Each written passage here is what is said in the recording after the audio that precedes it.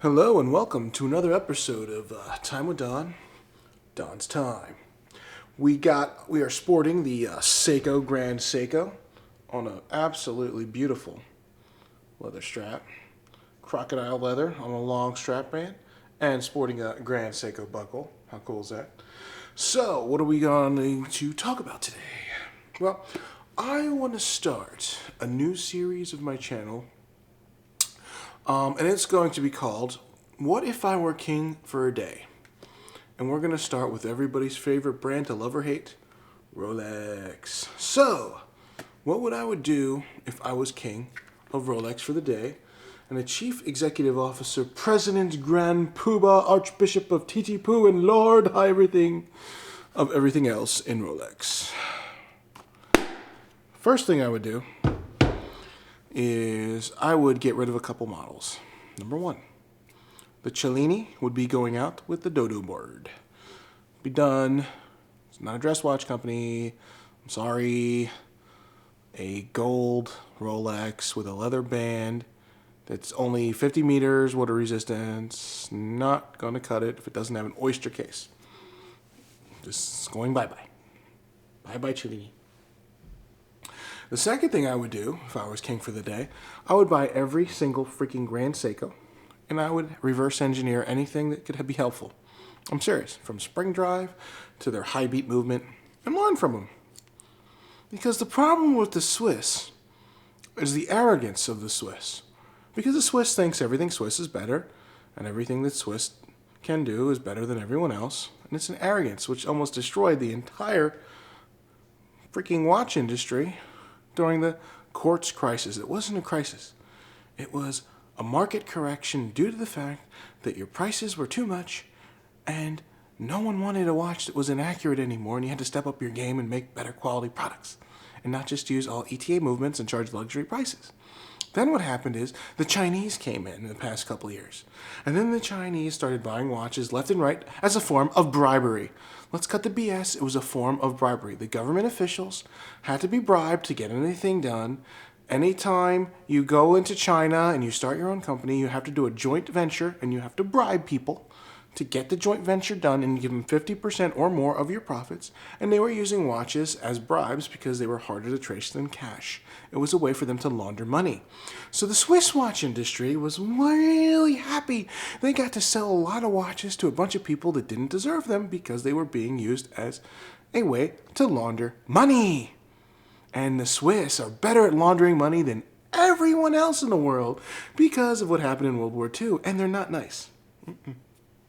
They're polite, but not nice people.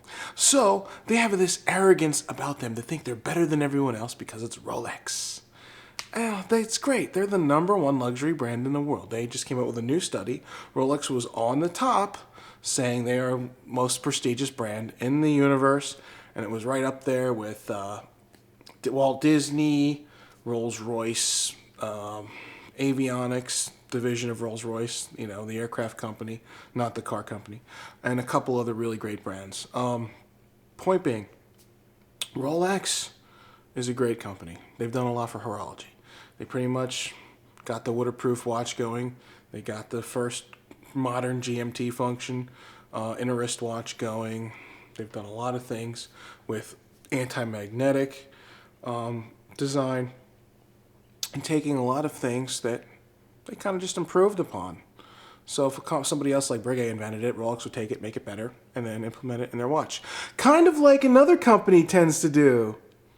Seiko, yeah. Like, I still have my Grand Seiko, not selling it, not for sale. You can't have my watch. You can go get your own, though. Great.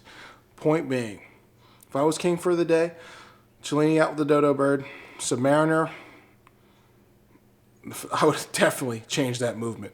1989 movement in the Submariner. The 3135 would also go out with the Dodo Bird. They already have the 3235 that they're using in the 41mm Datejust, and the 3255 they're using in the Day-Date 40mm. So they can definitely adapt it to the case of the Submariner. I would also add a better anti-shock case that they're also having patent for the Submariner and make it their real tool watch. And I would also add that design, an anti-shock property, to the 400-meter Sea Dweller.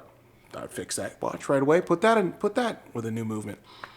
I would completely destroy the big giant 44 millimeter Sea Dweller Deep Sea.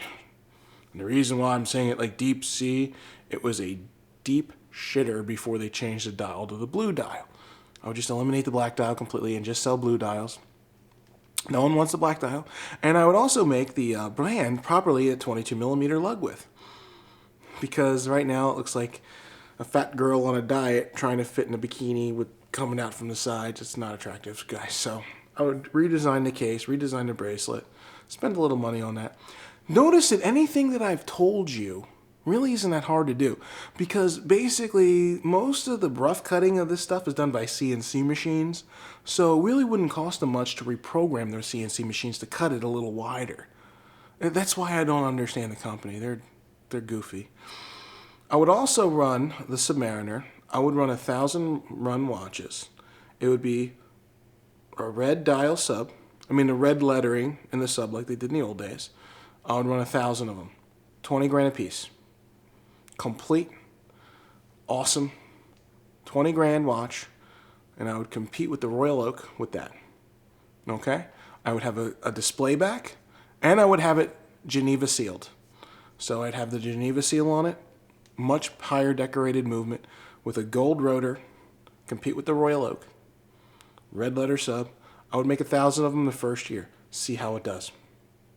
You want to make just enough under the demand. One of the reasons why Ferrari is so successful is they always make one car under the demand, so they will never have an inventory problem.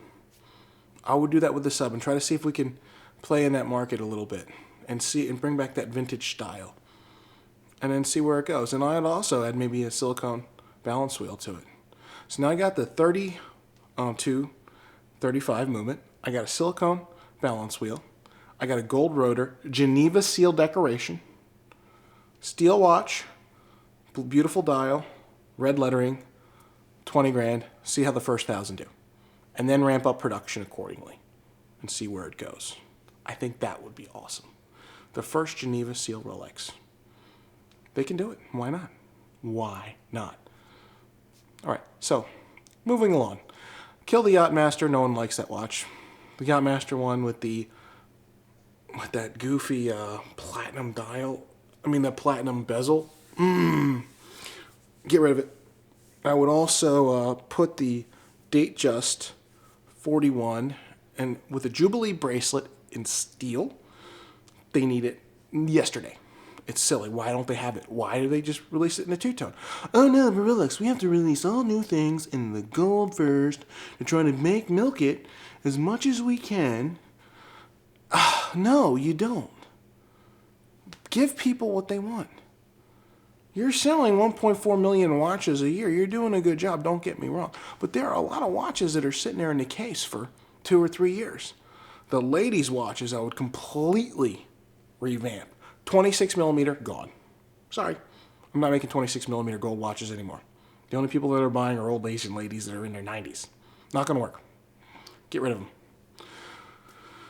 Make them 31, 34, and 36. I would also kill the 36 millimeter Datejust. I know there's a lot of people that are going to be horrible at that, especially the members of the Little Wrist Club. But come on, the 36 millimeter Datejust is now a woman's watch. I would turn it directly around, market it to women's, put diamonds in all of them to prevent guys from buying them. Sorry. It just has to be done. We have to just cut our losses short. No more 36 millimeter men's watches. Done. They will start at 40 or 39.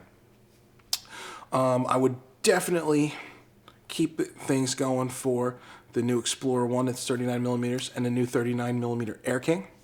Beautiful. I would lower the price of the Milgauss approximately $500, just so it could be a little bit more competitive because it's also a great watch. And I would also add a date function to the Milgauss without the Cyclops and keep that green bezel. I mean that green crystal. I think that would be, then you would take it to the next level. You'll have the Faraday cage. You'll have a little bit more value proposition than before, lowering it $500. You'll get the date without the Cyclops.